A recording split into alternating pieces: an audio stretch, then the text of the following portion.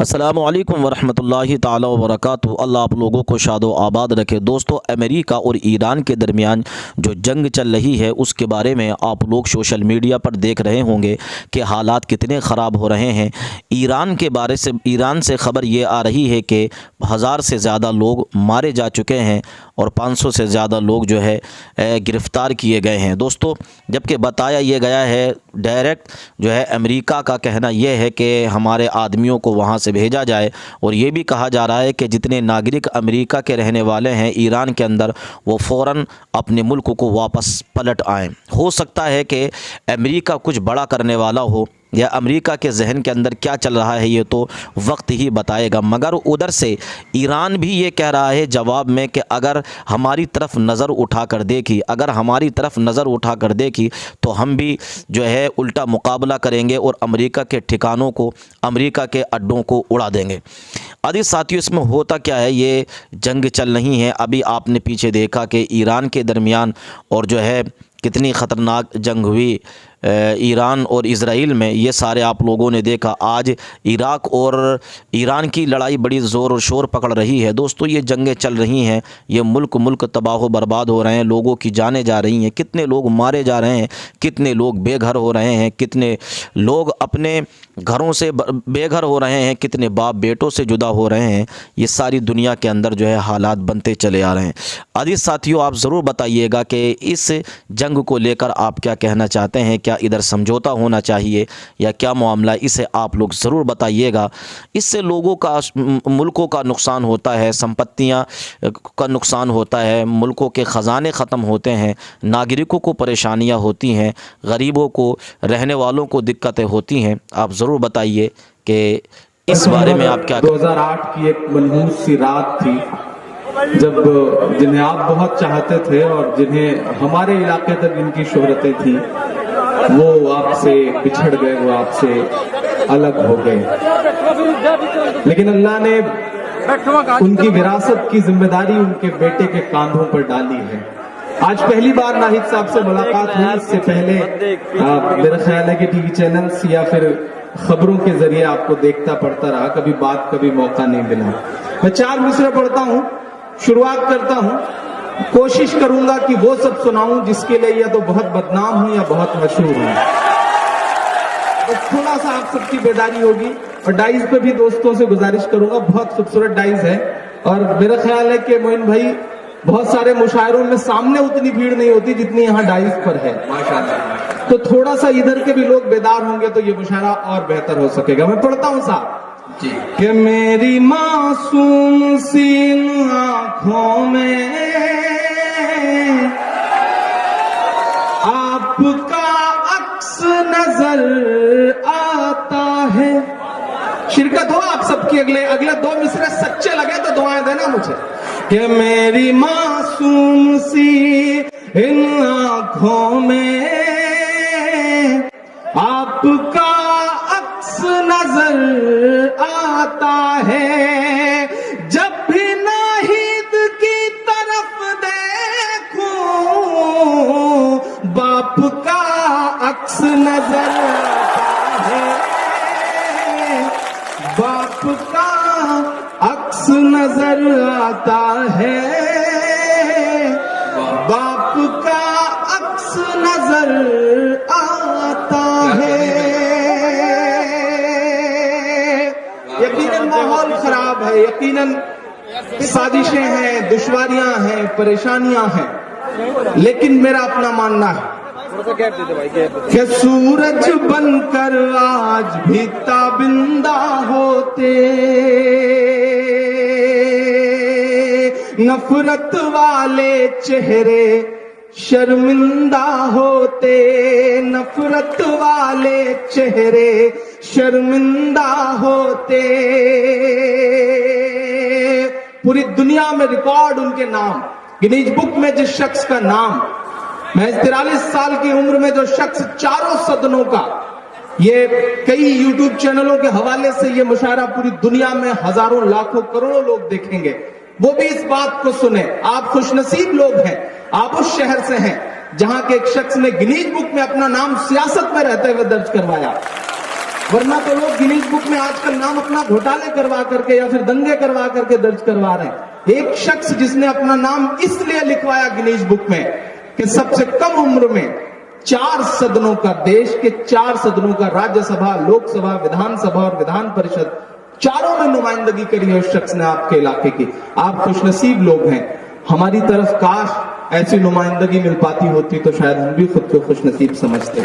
میں سلام کروں گا، اللہ انہیں جنت نصیب کرے، اللہ ان کی قبر کو نور سے بھرے.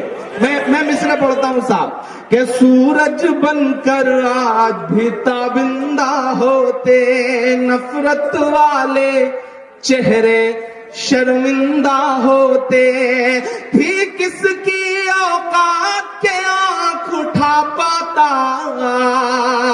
کاش منور حسن آج زندہ ہوتے، کاش منور حسن آج زندہ ہوتے، کاش منور حسن آج زندہ ہوتے. لیکن سلام ہے ناہید بھائی کو. اس بیچ ان دنوں سے پچھلے دنوں کے تمام ایسے واقعات ہیں کہ جنہیں جب بھی اخباروں میں پڑھا لگا کہ ایک 28-29 سال کے ایک نوجوان خون میں وہ تیور، وہ ہمت، وہ مردانگی ہے جو انشاءاللہ اس پورے پشچمی اتر پردیش کو ایک نئی رہنمائی دے گی. اس یقین کے ساتھ آج اس مشاعرے میں آیا. ملنے کے لیے آیا، سنانا تو ایک بہانہ تھا. آئیے اب وہاں تک پہنچاتا ہوں جس کو سننے کی امیدیں لے کر کے آپ حاضر ہوئے ہیں. چاروں طرف ایک عجیب سا ماحول ہے، ایک عجیب سی نفرتیں ہیں، ایک عجیب حالات ہیں. میں 4 مصرے پڑھتا ہوں صاحب کہ آپ کی نفرتوں کا جو مضمون ہے. پہنچے لکھنؤ تک آپ کے مصرے تالیوں کے شور کے ساتھ. میں پڑھتا ہوں کہ آپ کی نفرتوں کا جو مضمون ہے، اس میں سیاہی نہیں خون ہی خون ہے، اس میں سیاہی نہیں خون ہی خون ہے. بھیڑ کب جانے کس کو کہاں مار دے، ملک میں آج ٹھینگے پہ قانون ہے، ملک میں آج ٹھینگے پہ قانون ہے. لیکن اس سب کے بیچ مایوسی کفر ہے. آپ سب کو یہ احساس دل میں رکھنا ہے کہ 1400 سال کی جو آپ کی تاریخ ہے اس میں بہت آسانیاں کبھی نہیں رہی ہیں. آج کیسے ہوتی؟ جب ان کے وقت سے نہیں رہی ہیں جو آپ کے مذہب کو اس دنیا میں لے کر آئے، تو آسانیاں آج بھی نہیں رہیں گی. یہ سوچ کے زندہ رکھنا ہے. میں مصرع پڑھتا ہوں صاحب کہ سچ کی پہچان بن کر جیو تو صحیح، تم نگہبان بن کر جیو تو صحیح، تم نگہبان بن کر جیو تو صحیح، سچ کی پہچان بن کر جیو تو صحیح. یہ زمانہ ادب سے جھکائے گا سر، تم مسلمان بن کر جیو تو صحیح، تم مسلمان بن کر جیو تو صحیح. کہ رب کی راہوں میں فریاد تو کیجئے، مشکلوں میں اسے یاد تو کیجئے، مشکلوں میں اسے یاد تو کیجئے. آج کی 2 خاص خبریں بتاؤں. ایک بہت وواداسپد نام تھے چندرا سوامی، تانترک تھے بہت بڑے، نہیں رہے آج ہی. اور ایک اچھی خبر اور سناؤں. یہ تو ایک بری خبر تھی. ایک اچھی خبر یہ رہی کہ ایک بہت سرفراز سا پگلایا انسان ہے جس کے گانے سن سن کر کے آپ لوگوں نے اسے سٹار بنایا. نہیں سونو نگم نہیں، ابھیجیت ہر دن بدتمیزیاں کرتا رہتا ہے. کل اس نے ٹویٹ کیا شہلا کے بارے میں، اروندھتی رائے کے بارے میں. اور سوشل میڈیا پہ جو آپ کی سکریتا ہے اس کا اثر یہ ہوا ہے کہ آج ٹویٹر نے اس کا اکاؤنٹ سسپینڈ کر دیا، تو پہلی لات پڑی ہے اس شخص کو۔ الحمدللہ یہ ایک اچھی خبر میں پڑھتا ہوں صاحب، یہ جس طرح کی بیان بازی کرنے والے جو اس طرح کے خرافاتی لوگ ہیں، ان کا جواب شاید اس طرح بھی دیا جا سکتا ہے کہ رب کی راہوں میں فریاد تو کیجئے، مشکلوں میں اسے یاد تو کیجئے، مشکلوں میں اسے یاد تو کیجئے، کس میں دم ہے عذاب بند کروائے پھر، مسجدیں اپنی آباد تو کیجئے، مسجدیں اپنی آباد تو کیجئے، مسجدیں اپنی آباد تو کیجئے۔ میری آنکھوں کے سامنے ایک بڑی تعداد میں نئی نسل بیٹھی ہے، تمام ایسے بزرگ بھی بیٹھے ہیں جن کی پیشانوں کی جھریوں میں آج کے حالات کے ایک ایک عکس کو ابھرا ہوا دیکھ رہا ہوں۔ آپ کو سمجھنا پڑے گا کہ اس ماحول میں جینا کیسے ہے، اس ماحول میں رہنا کیسے ہے۔ مشاعرے کا مقصد صرف یہ نہیں ہے کہ رات بھر تفریح ہو، تالیاں بجیں، آپ کو مزہ آئے، آپ کو اچھا لگے، اس کا کچھ حاصل بھی ہونا چاہیے۔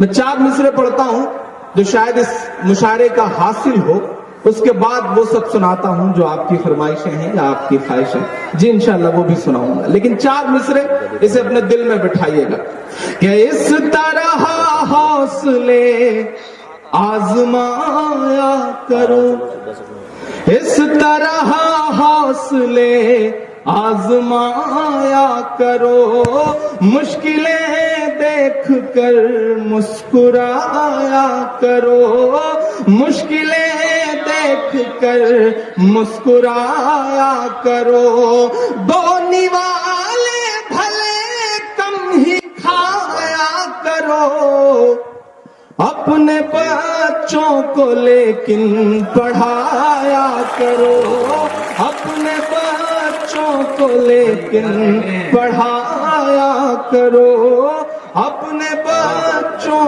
کو لیکن پڑھایا کرو۔ بہت شکریہ، بہت محبتیں، بہت کامیاب مشاعرہ ہے۔ یقین کریں ناہید بھائی، اس سال ہم تمام شاعر جو اس ڈائز پر موجود ہیں وہ اس بات کی گواہی ہیں کہ اس سال تمام مشاعرے ہم سب نے پڑھے ہیں، اچھے مشاعرے اور بڑی بھیڑ کے مشاعرے، لیکن یقین کریں کہ رات کے تقریباً 3 بجے جس محبت اور جس جوش کے ساتھ بھیڑ یہاں موجود ہے، میرا خیال ہے کہ ہندوستان کے کسی اور مشاعرے میں یہ منظر دیکھنے کو نہیں مل سکتا۔ انصار بھائی بہت پریشان تھے، بہت پریشان تھے انصار بھائی، انہوں نے کہا کہ ابھی شام کو انہوں نے فون کیا اور انہوں نے کہا کہ عمران بھائی آپ کے نام کا پتہ نہیں کیا اثر ہے کہ کئی لوگ مشاعرے میں آ ہی نہیں رہے ہیں، تو ہم نے کہا کوئی بات نہیں، 1 گھنٹہ پڑھنا رہا ہوگا تو انشاءاللہ کوشش کروں گا کہ 2 گھنٹے پڑھ دوں تو معاملہ برابر ہو جائے گا، آپ کے پیسے بھی بچ جائیں گے۔ تو الحمدللہ آج ان کے بھی چہرے پہ میں خوشی دیکھ رہا ہوں، انہیں بھی لگ رہا ہے کہ مشاعرہ بہتر ہوا، اچھا ہوا۔